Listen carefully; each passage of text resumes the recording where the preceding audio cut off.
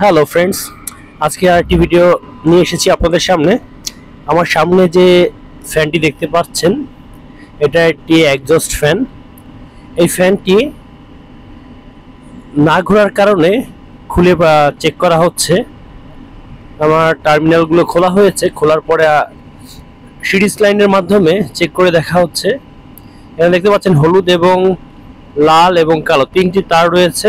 এটা capacitor run motor. দেখতে পাচ্ছেন হলুদ এবং কালোর সাথে সিরিজ লাইন জ্বলে উঠেছে, কিন্তু লাল যে কেবলটি রয়েছে লাল তারের সঙ্গে সংযোগ দেখাচ্ছে না। এর মানে ভিতর থেকে কোনো কানেকশন খুলে গেছে বা ছিঁড়ে গেছে, এরকম কোনো সমস্যা হয়েছে আমি আশা করছি। তারপরেও আপনাদেরকে দেখাবো, এটা খুলে দেখাবো যে ভিতরে কি সমস্যা হয়েছে আপনাদেরকে দেখাচ্ছি। প্রথমে আমাকে সবগুলো যে স্ক্রুগুলো রয়েছে সবগুলো খুলে নিতে হবে। আমার পাশে যে স্ক্রুগুলো আছে সবগুলো খুলে নেওয়া হচ্ছে একটি একটি করে, কারণ চারিপাশে অনেকগুলো স্ক্রু লাগানো রয়েছে। এটি খোলার পরে ফ্যানের যে সাইডের যে ক্লামগুলো রয়েছে সেগুলো খুলে নিতে হবে।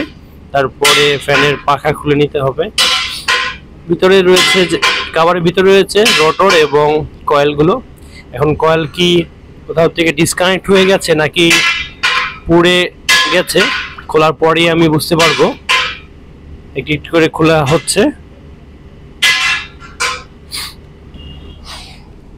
আমার কাছে যে ফ্যানটি রয়েছে এটা গুণগত মানে মোটামুটি বলা যায়। শুধুমাত্র এর ভিতরে যে কয়েলটি রয়েছে সেটা যদি কপারের হতো তাহলে আর কোনো কথাই ছিল না, তাহলে লাস্টিংটা অনেক বেশি করতো। ভিতরে যে কপার কয়েলের পরিবর্তে অ্যালুমিনিয়ামের কয়েল ব্যবহার করা হয়েছে, সেগুলো মূলত স্থায়িত্ব বেশি দিন করে না। এছাড়া এই ফ্যানের যে ডিজাইনে তৈরি করা হয়েছে খুবই ভালো ডিজাইন করা। ইতিমধ্যে আমার যে মোটরটি খোলা হয়ে গেছে, এটা উপরে পার্ট খোলা হয়েছে, এখানে রয়েছে রোটর এবং বেয়ারিং, এটা স্মুথলি ঘুরছে। আর এই হচ্ছে আমার তিনটি লুপের পয়েন্ট। এটা কয়েলের সঙ্গে বাইন্ডিং করা ছিল, এটা খোলা হয়েছে। খোলার পরও কোনো কিছু দেখা যাচ্ছে না, কোথাও ছেঁড়া দেখা যাচ্ছে না। এখন আমাকে দেখতে হবে এখানে যে এম্পিয়ার টিউব রয়েছে এর ভিতরে যে অংশটি সেটি আস্তে আস্তে খুলে দেখতে হবে। এছাড়া কয়েল মোটামুটি সব জায়গাতেই ভালো রয়েছে। এখন আস্তে আস্তে করে একটি একটি করে নাড়িয়ে নিচ্ছি। মূলত এগুলো অনেক চিকন সুপার এনামেল ওয়্যার দিয়ে রিওয়াইন্ডিং করা হয়ে থাকে, এই কারণে কাজটি খুবই আস্তে আস্তে করতে হবে যাতে লুপগুলো গোড়া থেকে ছিঁড়ে না যায়। এখন আমি কাটিং প্লাস দিয়ে যে আমার ইনসুলেশন ফাইবারটি রয়েছে টিউব, সেটি সাবধানে কেটে নিচ্ছি এক সাইড দিয়ে। কাটার পরে আমি দেখতে পেলাম আমার যে লাল রঙের যে লুপটি বেরিয়েছিল, যেটাতে সিরিজ লাইন দিয়ে চেক করার পরে আমি কোনো কানেকশন পাইনি। সেটার বিষয় হচ্ছে এখান থেকে যে সুপার নর্মাল তার এই তার লাল রঙের তারের মাথায় জয়েন্ট হয়েছিল সেখান থেকে ছুটে গিয়েছে। সেটা আস্তে আস্তে করে বের করে নিচ্ছি, কারণ তারগুলো এমনি খুব চিকন।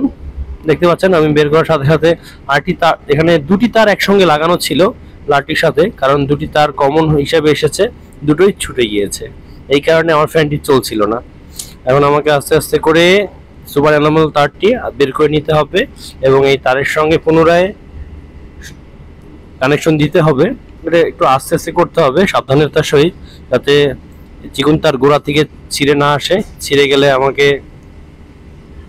লুপ বের করতে খুব ঝামেলা হবে, তাই একটু কাজটা সাবধানে করতে হবে, যেহেতু এই মোটরের তার সবগুলোই চিকন। আমি বের করতেছি এই মুহূর্তে, দেখতে পাচ্ছেন। কাজটা একটু সাবধানেই করা হচ্ছে।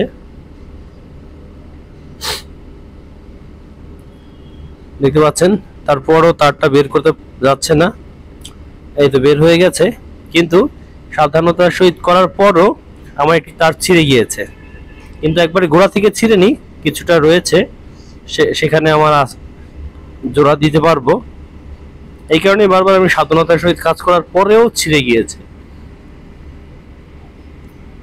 মোটর রিওয়াইন্ডিংটাই এরকম যে যে তার দিয়ে আমরা রিওয়ার্ডিং করে থাকি সুপার নর্মাল তার, সেটা ইনসুলেশন যেন ড্যামেজ না হয়, ছিঁড়ে না যায়, সেদিকে লক্ষ্য রাখতে হবে। এই হলো আমার দুটি তার। এই দুটি তারের সঙ্গে আমার লাল যে তারটি ছিল সেটা আমি জোড়া দিয়ে নিয়েছি। আপনাদের দেখানো হয়নি, কারণ দেখাতে গেলে অনেক সময় লাগে আর ভিডিও অনেক বড় হয়ে যায়। আমি লাল তারের সঙ্গে সুপার নর্মাল যে তারের লিড দুটো লাগিয়ে নিয়েছি এবং ট্যাপিং করা হচ্ছে। ট্যাপিং করে আপনাদেরকে চেক করে দেখাবো। এখন দেখতে পাচ্ছেন আমি সিরিজ লাইনের সাহায্যে দেখাচ্ছি। এখন লাইন পাচ্ছে, লাল তারের সাথেও পাচ্ছে, লাল তারের সঙ্গে হলুদটি এবং লাল তারের সঙ্গে কালোটি সবগুলোই পাচ্ছে, কানেকশন পাচ্ছে। আপনাদেরকে আমি ফ্যান চালিয়ে দেখাবো। এটা সেটিং করার পরে ফ্যানটি চালাবো। আমার ফ্যান সেটিং করা হয়ে গেছে কমপ্লিটলি। এখন আপনাদেরকে আমি ফ্যান চালিয়ে দেখাচ্ছি ফ্যানটি কিরকম স্পিডে ঘুরে। এই হচ্ছে পাওয়ার কেবল। এখানে আমি পেঁচিয়ে নিয়েছি, টেপিং করিনি, কারণ আমি শুধুমাত্র চালিয়েই বন্ধ করে দিব, এই কারণে টেপিং করা হয়নি। কিন্তু সাবধানে রাখতে হবে, কারণ ফেজ নিউট্রাল একসঙ্গে লেগে গেলে শর্ট সার্কিট হতে পারে। আপনাদেরকে আমি ফ্যানের কানেকশনটি চালিয়ে দেখাচ্ছি। ফ্যানে অনেক স্মুথলি চলছে এবং অনেক অনেক বাতাস। এক্সস্ট ফ্যান হিসাবে এটা অনেক ভালো কোয়ালিটির। শুধুমাত্র একটাই খারাপ দিক পেলাম, শুধুমাত্র অ্যালুমিনিয়ামের তারের কারণে। এই ছিল আজকের ভিডিও। পুরো ভিডিওটি দেখার জন্য আপনাদের সবাইকে ধন্যবাদ। ভিডিওটি ভালো লাগলে লাইক, শেয়ার এবং সাবস্ক্রাইব করবেন। ধন্যবাদ।